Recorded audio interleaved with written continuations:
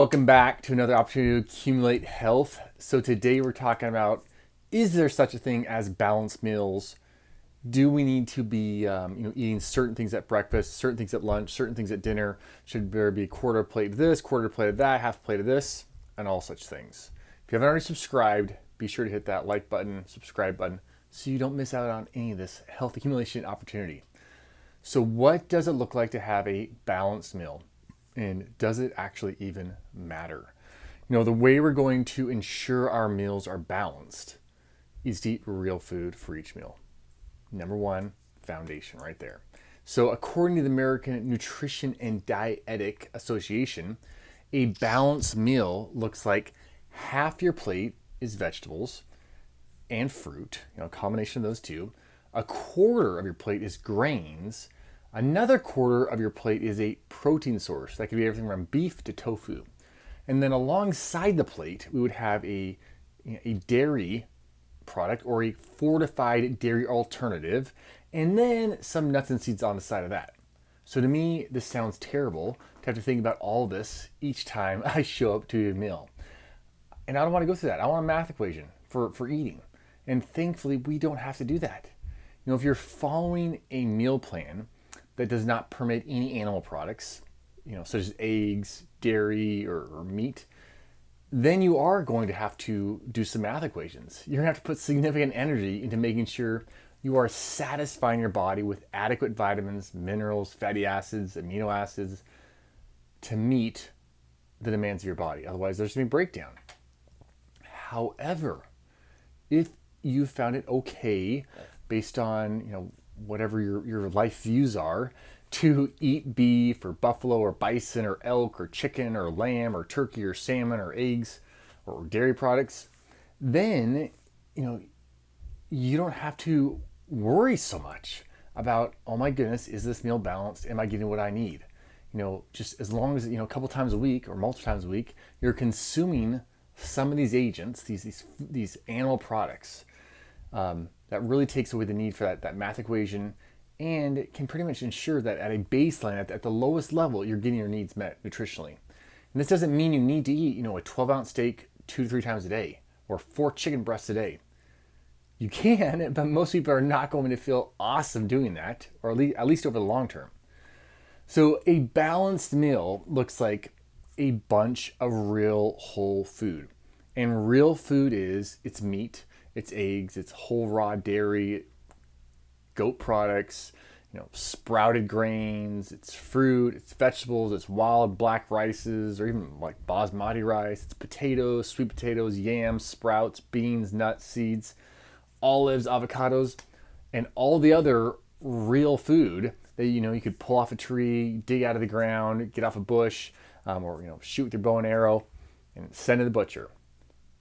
Now, amongst those foods, I think we want to create as much energy, lightness. This is my desire, satiation and enjoyment and longevity. From the foods we are consuming. And I'm going to give you a kind of a balanced meal setup that my family uses, and we're not like really consciously thinking about anything other than let's get real food in, and how to make it as easy as possible, because we got 7 kiddos. So it's important to recognize that nobody in my family, or at least my immediate family, is trying to lose weight or bring their blood sugar under control because they have diabetes or these kind of things. It's purely how we make efficient, wholesome foods. So if you have autoimmune diseases, or you have some other condition, or diabetes, then you might have to tighten things up a little bit. You may not be able to be so free when it comes to your fruit or your potatoes or these kind of things. So for breakfast, and this is pretty much myself personally, I'll eat generally eggs, avocados, sprouts, turmeric, maybe some berries, apple slices, nectarines, peaches, not multiples, usually one, just depending on what's fresh in the summertime especially. And then sometimes sweet potatoes, or of late, have been like a slice of Ezekiel bread with like olive oil on it. And then when it comes to my kiddos, if they want bread for breakfast, which is either the Ezekiel bread, I got 3 of them that are Ezekiel bread, no problem, or my wife's sourdough bread that she makes. Then they have to eat it with either nut butter or eggs, and usually they choose eggs. So of late, eggs or my kids call it an egg sandwich, which is basically a fried egg on top of a piece of buttered toast. That's kind of the go-to about 3 days out of the week, maybe 4, 5 for some of them. And then on the other 3 days, for a few of them, it is often like whole yogurt with homemade granola, or sometimes the purely Elizabeth granola, and berries, because there's so many berries everywhere right now. And then little sliced up apples, chopped up real finely, cinnamon, over and over and over again. That's for my 7 kiddos. So once a week, or maybe every other week, the kids will make almond flour waffles from scratch, but it's kind of hit or miss. So if you have blood sugar issues, like I said, sourdough bread, or sweet potatoes, or even like almond flour waffles and stuff can be spiker sometimes, or like a banana for breakfast. I mean, it might be an issue. You're definitely gonna have to watch, too much starches, those carbohydrate kind of things. But that's also a disease state, and like many of my patients even have told me that even just eating a piece of fruit in the morning can lead them to having, major cravings for sweets the rest of the day. So it's vital to recognize that what works for my own personal life may not work for your own personal life. But what we want to do as a whole is find ourselves under the umbrella of whole foods. And under that umbrella of whole foods, find what works best for us. So for lunch, for me, it's often, especially at work, is I'll get the A2AT yogurt or goat yogurt, homemade granola, a bunch of blueberries, 2 scoops of goat whey protein, and then often like an apple or peanut butter. Just because it's easy, light, and I feel like I can just keep thinking all day long when I do that, especially at work. So for the kids, it's like meat, eggs, or smoothie, which consists of like raw milk, goat whey, peanut butter, or if not peanut butter, it'll be usually like frozen strawberries, a lot of times a frozen banana too. And we slice up cucumbers, carrots, celery, meat and cheese sandwich. My kids love Munster cheese. I'm not really sure why, but for some reason, Organic Valley Munster cheese. Then one of them will take like pickles and tomatoes and lettuce. Others want just straight up meat on it. Some want meat and cheese. I like to satisfy all the needs as long as it's real food. And then sometimes like protein balls, which is like goat whey, peanut butter, some chia seeds, flax seeds, hemp seeds, dates, a little bit of oats, and rolled up in a ball. And then for dinner time, we're talking usually beef 80% of the time, and then maybe chicken 15% of the time, fish 5% of the time, not because we're doing math, just because that's how it works out. And that's what we like. And then usually like sweet potatoes, black rice, basmati rice, or sweet potatoes, sweet potatoes, yams, potatoes. And the most common vegetables are usually cucumbers, broccoli, celery, carrots, asparagus, or like fermented cabbages. And then we always basically have a mixed green salad on the side. It tends to be a really big one, but with like olive oil or a vinaigrette dressing that my wife will make. And sometimes I'll make it, most of the time my wife makes it, because hers always tastes better. I don't know why, even though I'm trying to do the exact same thing. And if somebody wants more food, it's like, well, yeah, you finish off the salad then. So I do find that eating sweet potatoes or wild rice, black rice, these kind of things, they greatly enhance the fullness, the satiation of meals. And this is one of the reasons I tend to keep those starchy content items away from my breakfast, away from my lunch, or keep them just really small, because I don't want to feel like I'm having to digest as I go out my day. I want to feel like I'm light and have all this energy going to my brain and my musculature, not all settled in my digestive tract as I'm trying to think creatively and problem solve for patients, or run around with my kids. I don't want to feel weighed down at all, or even when I'm working out, I don't want to feel weighed down. So that may not be the same thing for everybody else. Others might find it very different, but recognize the idea of a balanced meal is all marketing.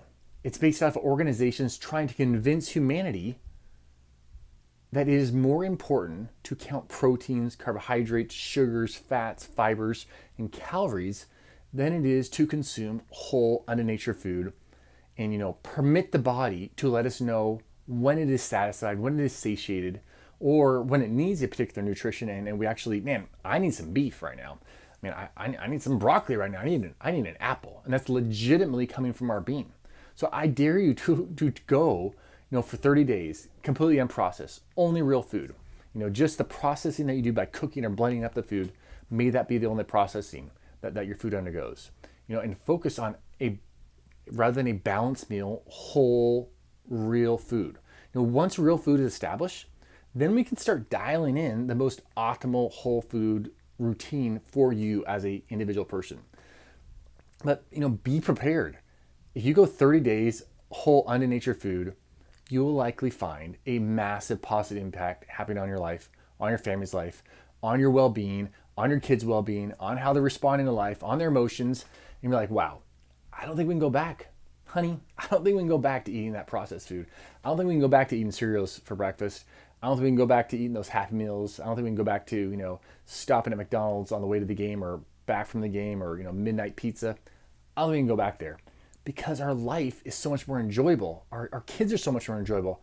Our relationship is so much more enjoyable. My body feels so much better. I'm so much more energized. And you weren't out there calculating, the amount of protein you're consuming, the amount of carbohydrates you're consuming, the amount of fat you're consuming. No, you were calculating, is that a real food? Is that not a real food? Did I buy that food fully processed before I consumed it? Or did I do the processing at home of it? That will make all the difference. If we don't have that foundation laid down, it's going to be tough for us to enjoy a life free from just being consumed with trying to keep food right and make sure our meals are balanced and make sure we're doing what we're supposed to be doing. All that stuff, it's all from a state of control. So I'm releasing you. I'm not trying to become, the control of your food routine via this video or this podcast. I'm letting you know that you are released to go eat real, whole, unnature food, enjoy it. And when your body says, you know what, I'm hungry, I gotta use some more chicken, some more turkey, some more beef, some more buffalo, some more bison, some more eggs, some more, A2 yogurt, or plain that is. Don't get the flavored kind. Or man, I use some asparagus. I use some more salt. I need something that's salty. And I need some, crunchy celery, some apples to crunch on. You can legitimately go eat that food and know that yes, this is a need. Versus if you're cramming on potato chips and crackers and cookies and these kind of things, and grabbing the latest frozen meal at Safeway or these kind of all that processed food coming into, you're not going to know when your body is satiated and satisfied or when it genuinely needs more food. Just like I was talking to a patient today, it's like, you're probably not going to sit down and eat 5 apples. You're like, I'm done with it. My body's saying no more apples. Or, a 24-ounce steak. So you're like, please, Tim, no more steak. I'm done. Let's stop chewing on that. But if you get a bag of Doritos or Cool Ranch chips or whatever it is, Lay's potato chips, amazingly enough, you get done with the bag, it's like, you know what? I think I could stick my hand in there and get another bag going. Because these foods are created to not satisfy. Give us literally a second of satisfaction, a second of a reward, but bam, it's gone and we got to go grab another one. Don't get suckered into it. Don't let these people out there control you. Your health is on the line, right? Your kids' health is on the line. All right. Sorry for preaching today, but your balanced meal comes from a whole foods, real foods meal. You don't have to follow what I eat on a regular basis. I'm just gathering food that my body doesn't negatively react to from the umbrella of whole foods. All right, please, any comments, any questions, any concerns, leave them below. Love to answer them, love to help you out. And check out the real food handout as well. That's also free at the link below. Talk to you guys later.